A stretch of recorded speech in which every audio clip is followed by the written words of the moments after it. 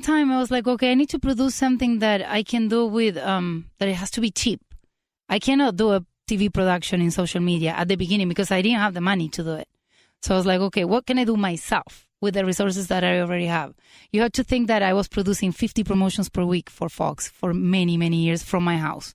So I had 5 editing stations in my house. So I had the equipment, I had the knowledge, but television doesn't work like social media. Unfortunately, I learned my lesson. I was doing the television formats like opening and saying, hello, welcome to blah, blah, blah. And it never worked. Never. So I was learning as I was doing it, you know, but it had to be, like you said right now, it had to be something that I can wake up in the morning and be like, okay, let's do it again. Let's do it again. So when did you realize that you were going to be successful in social media, in your new venture? I think everybody was surprised at the beginning because I always try to keep the same quality that I had on television in social media. I think that's very, very important for me. That's my signature, right? Because I don't want to be like the new girl who doesn't know anything. Hey, I had 18 years producing movies, right? So I had that quality, and everybody, all my colleagues, my new friends in social media were like, oh my gosh, I never seen such a thing in social media. So I kind of like knew it, that it was going to take time, that it was going to be okay. But there was one moment when I was like, okay, that's it. That's my thing. That was when I went live on Facebook. Now, the reinvention of yourself, because you were actually changing a way of life, because you were going, from TV into social media. That's a big, important change. Yeah. So when that happens, when you are thinking alone at night, during the day, any process, any habit that helps you to realize that that's the moment that you have to change, pivoting in life? How do you go through the process? I'm talking to the people that are listening to us, because we are always, thinking, okay, I am in the right path, or maybe it's the time to change, to pivot here. I don't have any other option. Tell us about that moment, how it goes in your mind. The thing is that I try to take my time, not to rush things, because I knew that it was going to be like a life-changing event, It wasn't going to be like, oh, I'm going to do this, and if it doesn't work, then I'm going to sell T-shirts at, a store or whatever. So I took my time to really think about it. And in the meantime, I started like watching people to see what they were doing on social media and trying to project myself into that life. Can I do this? Am I good for this? Am I too old for this? Because that's the other question. I'm 40 and the kids starting in social media are 10. Oh my gosh. Right. So I was asking those questions in my brain all the time until I was like, one day I'm like, okay, let's do it. But I had to say that I got the best partner who helped me launch.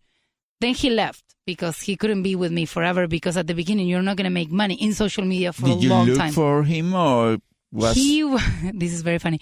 I was a creative director of Fox Sports for many years. And when I left because I had my baby and I wanted to be at home with him. So I was producing for Fox from home, but I couldn't do it full time. So he replaced me at Fox, and he looks so much like me and he acts so much like me that everybody calls him Veronica. So, and I was like, who is this Veronica? And then I look at him and I'm like, okay, can you come home? I want to see if you can help me with this project. And he came dressed exactly the way that I was dressing up. And we have the same hair. Like, he's exactly like me, but in a guy. And we have so much fun together that it was just a blast doing it. It was hilarious. So he was good in social media? No, he was good in making videos and making me laugh, because I knew that if I'm going to be on camera, I need somebody who can keep my energy up, So I'm going to read something that is in Spanish. You can translate it if you want, but I read it out of your website. And it says, agradece diariamente, crea momentos dulces, mantente siempre positiva, baila mucho, canta fuerte, ríe con el alma, vive intensamente y nunca dejes de soñar. That's me. So you want to translate it maybe? Yeah, basically what I'm saying is, let me see. It says that you should be grateful always, create sweet moments, always be positive, sing a lot, sing loud, dance a lot, and laugh with your soul. If you live intensely and you never stop dreaming, which is something that I always do, because my videos with the cakes, I try to be positive. in every video. And like I was saying, the moment that I knew that I was going to be good is because I go live and I sing to my people, and I don't care. I'm myself, and I try to send a positive message to everybody who's watching me, you know? So before I go live, I put music on really loud, music that makes me so happy. And then I dance for like an hour. And so that's how I prepare, because I feel like people can feel your energy. And this is something that is good for everything in life. Like if you have an interview, you have to be in the right mood, right? Because the energy is something that you can actually read, and especially on camera, people So can you feel motivate it. yourself. Yeah. Yeah, I try to be as positive as I can to transmit that energy that I know that I already have. So you went from traditional media, TV, Yeah. to social media, which is the new media. Yeah. And let's talk about the second phase in your life, social media. Yes. The most important experience in your field today. I have to say, the most important one is, well, in terms of milestones. Yes, milestones. The most important moment in social media in your project today. Could you remember that moment that you say, this is the key moment? I feel like it's something that I'm still working on. The first time that I did, it's called Sugar Angel. It's when I give my cakes away to kids in need. The first time that I did it, I only did 5 because you need a lot of money to produce it and stuff like that. But it's so rewarding. I gave my cake to this kid who was absolutely ill. He was paralyzed. He had ALS. He couldn't move. He couldn't speak. And he was 3. And he could only move his eyes in one finger. That's it. And then his mom called me and she's like, okay, can you make a cake for him? I'm like, yes. And she's like, can you make a bowling cake? And I'm like, a bowling cake? It's so not for kids. And then I asked her, okay, can you tell me what else does he like? Does he like dinosaurs or something that I can make more playful than bowling? She's like, yeah, he likes dinosaurs. So I made, because I knew that he could only see, I make him a cake with very bright colors, dinosaurs, made in fondant, and he can eat. But I was like, if he can't eat, at least he can see it, right? So I made it, and of course, when she told me what he had, I cried at home, and I was like, okay, I need to be happy for him. And when I gave him that cake, he came in like a bubble, oxygen bubble with a nurse and everything, and I gave him the cake, and the mom was like, this never happened to him. He was talking to me with his eyes. And I was like, hey, Matthew, do you like your cake? Look, I made it. I was like a clown. I am usually a clown. And I'm like, do you like this dinosaur that I make for you? And he was like, mm-hmm. The mom was like crying. And she's like, he's always so upset. And I'm like, yeah, he has all the rights to be upset. But it was a moment that I was like, oh my gosh, thank you so much, God, for putting me here with this angel. It made it worth it. It made it worth it and brought, a sense of a purpose to what you were doing. Yeah. And beside that, it turned to be, that's a wonderful experience. Yeah. But moving forward, beside that, this new field, it turned to be profitable for you, correct? Yes. It's a business. I have to tell you, yes, but it took 2 years. And everybody told me it's going to take 2 years to make it to this point. And I was like, no, I have experience doing videos. It's not going to take me that long. I work all day long. And it does take 2 years. To grow from 0 to where you are at this point, or to make it profitable? Both. Because in order to make it profitable, you need to have followers. Okay, so how do you go through the process, please? Well, at the beginning, you need to have your people find you. So I started engineering and stuff like that to be able to, put the information in the videos to have these people find me. And then... So the keywords, you mean? Yeah, it's something that goes inside of the video. It's called metadata. Mm-hmm. It's something very technical. For me, it was like learning Chinese. I had no idea. But now I learn. And the metadata is something that... I didn't know how to put it in. I had no idea. I'm a creative person. I know how to write scripts, right? Or to talk. So, and then people were like finding me. And then I started growing a lot. So you went from 0 to what was the next step? The probably next step 10,000, 5,000? No, it's 0 to 100. And I remember those hundreds. I was like, oh my gosh, I have 99 and 58 are my cousins. So the first are 100, then it's 1,000, then it's 10,000, then it's 100,000, and then it's 1 million. And right now I have close to 200,000. 200,000. Now, that's an effect of you learning, I going think to school. it's learning, and it's reading. also always doing it. Just doing it every week. Even when you don't see any results, keep doing it. I feel like it's Consistency. it's consistency, but it's also really important to have somebody in, I don't know, near you, your couple, your friend, or someone who can tell you, keep going when you want to give up. Because there are moments that everything seems very dark. So you know? did you think about giving up? Many times. How did you overcome that feeling? I have something really good that is like, I'm very positive, but when I'm negative, I'm very negative, but then I go back up, you know?